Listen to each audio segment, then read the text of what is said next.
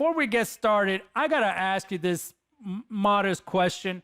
Who is the real Sidney Powell?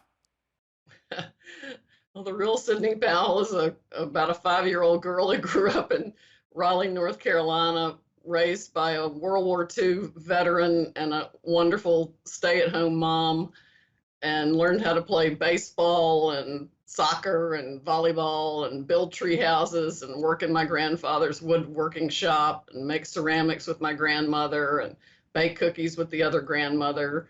I mean, I did it all. I was blessed with a wonderful childhood and a very loving, honest family of the highest integrity. In fact, my dad had won a Distinguished Flying Cross in the Army in World War II. He had survived 26 bombing missions over Germany, one of the only 10% of the 8th Army Air Corps that survived. He won a Distinguished Flying Cross that I didn't even know about until after he died. But I did know that he had such integrity, he would not bring home a pencil from the office because it did not belong to him.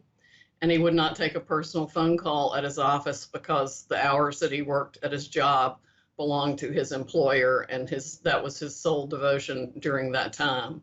So he just lived and breathed honesty and integrity, and so did my mother, and caring for people and the love of God. I grew up in a Christian home.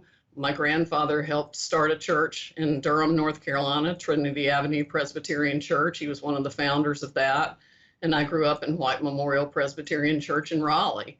And faith has just always been a part of my life. I can look back over different times in my life and see God's hand in countless places. And I've always tried to walk with the Holy Spirit. Wow.